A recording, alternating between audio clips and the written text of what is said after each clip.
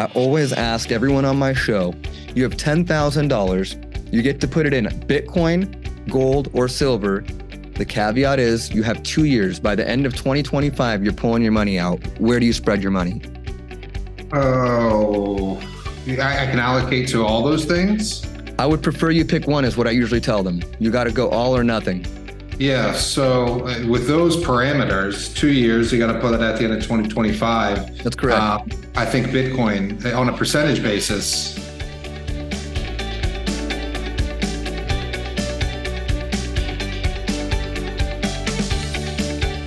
Hey, StockPulse family, welcome back. Today I've got Nick Hodges with the Daily Profit Cycle, and he's been a publisher there, and I've had the pleasure of speaking to him last year at the Silver Symposium and just wanted to follow up. Welcome back, Nick. Patrick, it's good to be with you. How are you?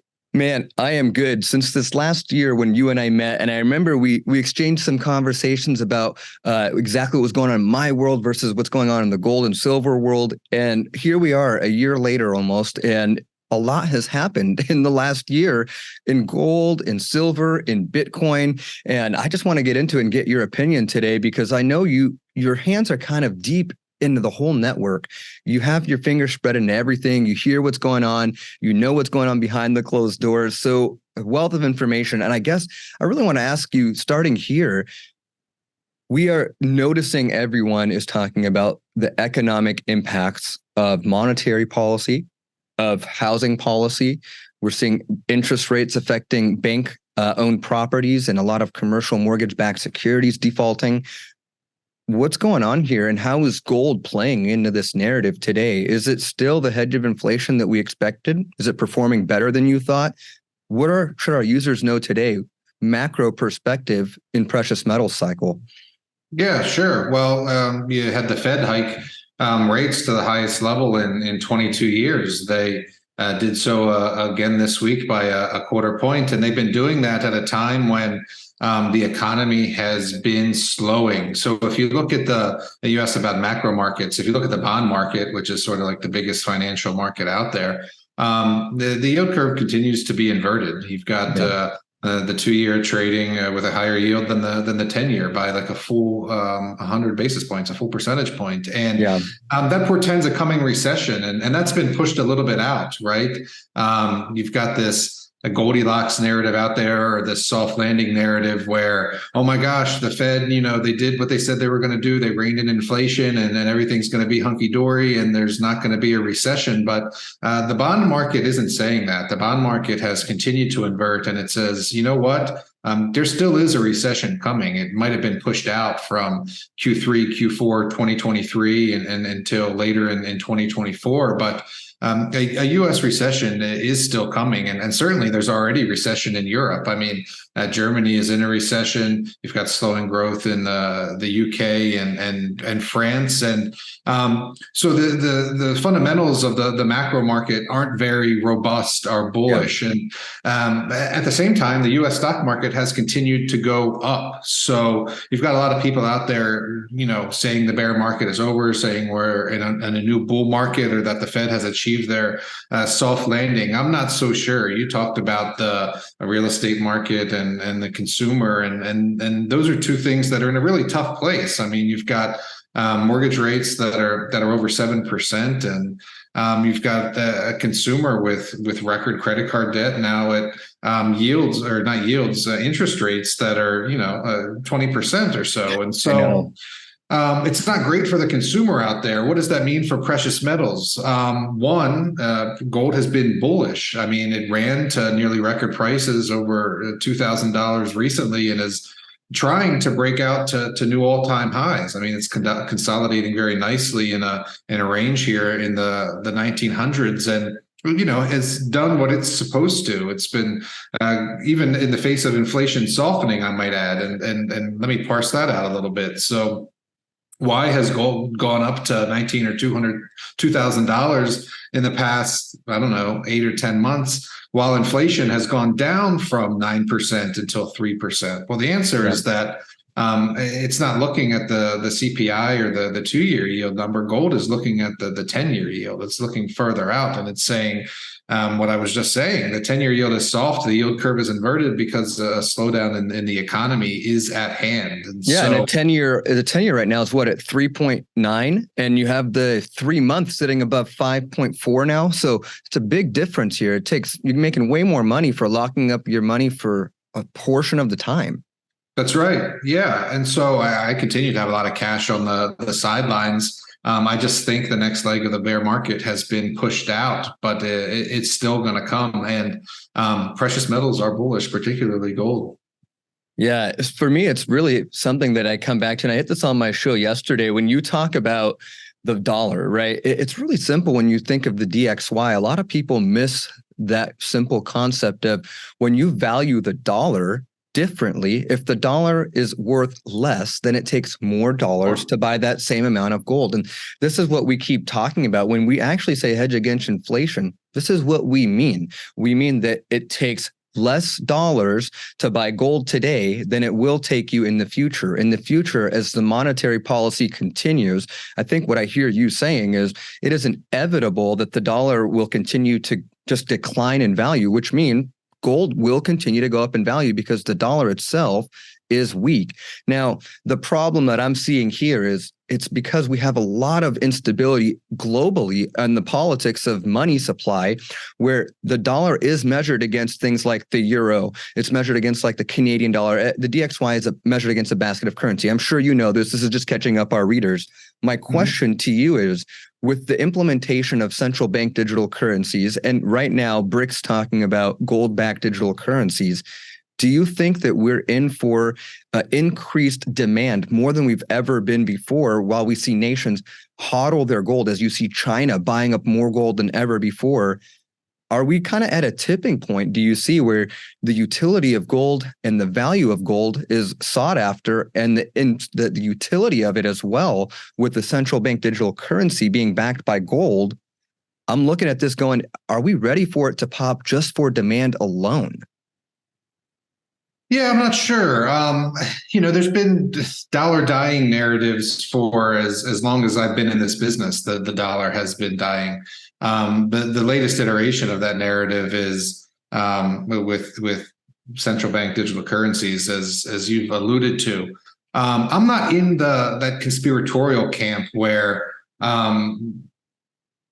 nations around the globe are conspiring to subvert or otherwise do business in other currencies, and that's going to lead to some sort of blow up. Though I will admit that there's obviously programs afoot. Russia and China, you just mentioned Brazil, for example, to do some trading in non-dollar based denominations. And that is bullish for gold. So it's bullish for gold because gold doesn't have counterparty risk, much like, a Bitcoin, for example. And so if these nations, China, Russia, some Middle Eastern states, want to do trade in their own currencies, whether that's yuan or whatever it ends up being, Russian rubles, they're going to have to buy gold to get that value back into the global economy, right? Because there's not going to be a lot of buyers out there for rubles or for yuan. So they're going to have to take that currency that they end up doing trade in, or even if it's a CBDC or whatever, and likely have to turn it into gold, at least in some portion. So that will create buying demand for gold. So I do think that is a long-term bullish driver for gold, but maybe not an immediate catalyst. And back to what you were saying about the DXY itself, as opposed to the purchasing power of the dollar, I think those two things are kind of separate. Of course, the dollar's been losing purchasing power for however long, since we were taken off the gold standard in the 70s. Of course, a loaf of bread is now whatever, $3 or $4, and not the 75 cents they used to be. Yes, that's all true. And gold has maintained its purchasing power over those 4 decades, but The DXY is different. Like you said, it's measured against a basket of currencies, and by that measure, the dollar is actually relatively strong. It was well above 100 on the DXY index over the past year, and now it's hovering right about 100. So it has weakened a little bit of late, but it's not like that DXY is going to zero anytime soon. As I like to remind people, I heard Dennis Gartman once say there's two words that ensure that, and it's aircraft carriers. The U.S. government's not going to allow other nations to completely boot the dollar aside, and so I don't entertain that as one of the main reasons why I'm buying gold. I'm buying gold. One, because it's technically bullish. Two, because I think long-term bond yields are going to continue to be soft because there's a softening of the global economy.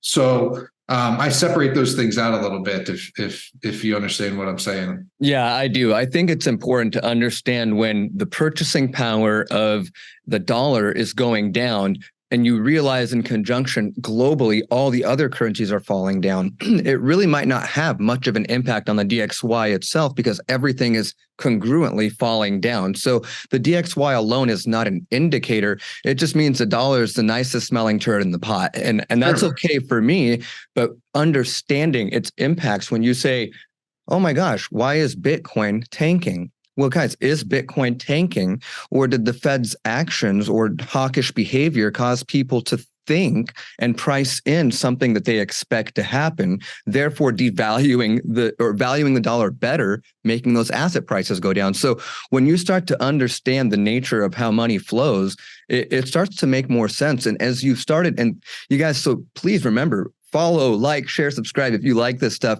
Nick Hodge is also going to get more of your contact information below, so make sure to follow him as well. But what I want to remind ourselves here is when I got into precious metals, it was because I was looking for a way to store my wealth while Bitcoin was going through its cycle.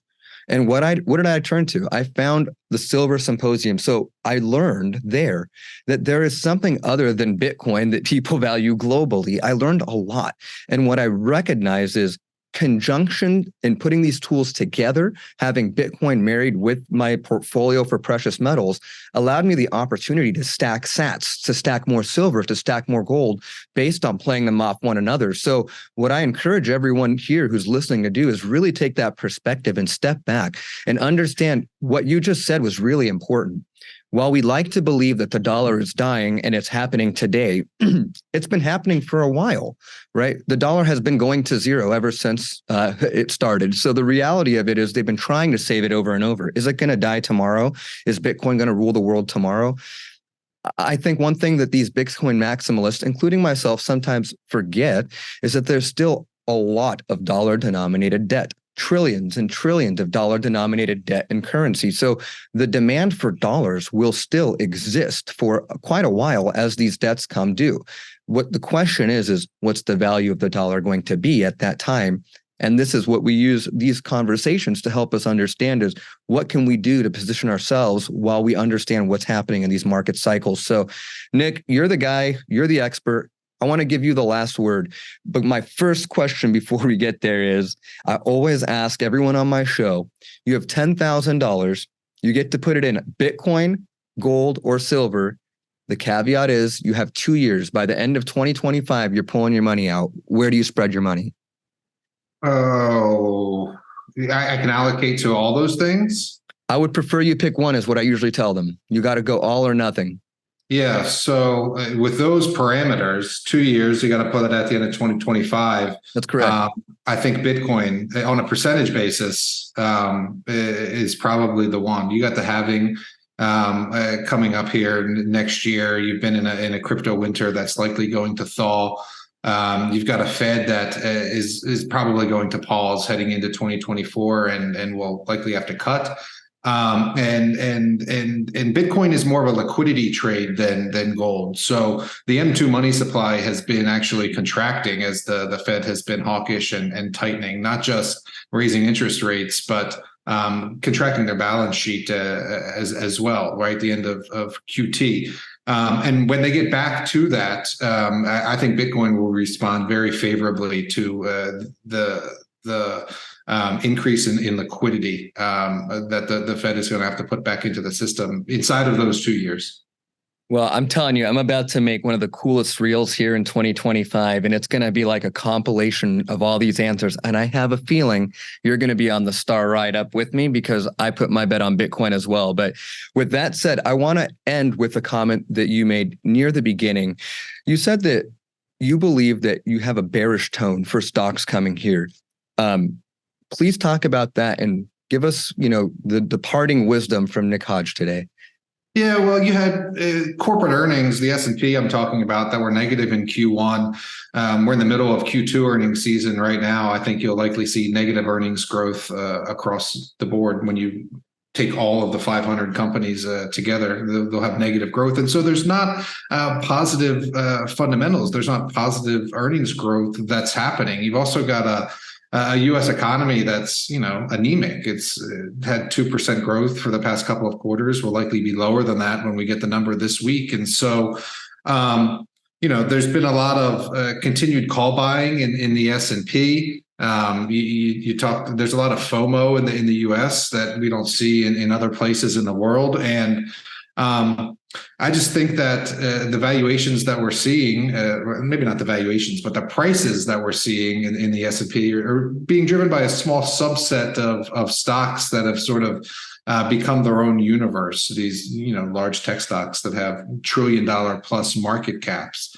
And I don't think the consumer has enough liquidity and is in a good enough position to continue buying stocks for the second half of the year. And so I think we're going to get back into the bear market until the economy and earnings start to expand again. It's as simple as that.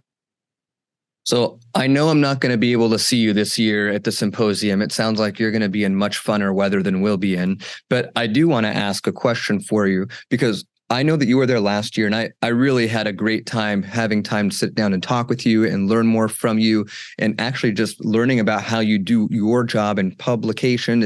It's just really interesting. So when I ask the question here, I ask it really from respect is, you've got a different perspective than a lot of people in the junior mining industry or in the crypto industry. You really have the opportunity to collect information and synthesize it and break it down for your readers. As you've been breaking things down for your readers, what's the hot button issue everyone wants to know about right now? That's interesting. Is there a hot button issue? I mean, you sort of mentioned it. I hear a lot about de-dollarization. I hear a lot about lithium, I guess we haven't talked about, and that's not a hot button political or issue. Uranium. Yeah, we do a lot of uranium too, but I think people are wondering if the lithium bull is sustainable, is what I've been seeing. And that's driven a lot by the marketing. Certainly, just like in the precious metal space, when you have outfits talking about silver going to the moon for the past couple of years, and it hasn't. You have people out there in the battery space saying, lithium's going to be replaced. There's a new sort of technology or a new battery chemistry that's gonna, make lithium not be in a bull market like it has been. And I continue to push back against that and say, I don't believe that's the case. I think too much capital has been committed to build these gigafactories based on lithium ion technology. And while I will admit that there'll be improvements in battery technology in the coming years, I still think the main chemistry is going to be lithium based, whether that's nickel or manganese or adjusting the levels of graphite, sure, but it's still going to be a lithium. You're going to need lithium battery for the next 10 to 15 years. And I think that is a hot button issue because there's so much marketing out there about the death of Tesla and the death of Elon Musk and, the end of the lithium battery that it's tough to discern like you say, to take all the information and synthesize it and come to a rational conclusion. And the rational conclusion is that we're going to be in a lithium bull market for a decade. Yeah, I like to tell my wife, it's almost like when you go to the doctor. If you go to a podiatrist to tell you your headache's because of your foot pain, you go to a dentist, he'll tell you it's because of your tooth. You go to a psychologist, he'll tell you it's because of your wife. Oh, I shouldn't say that.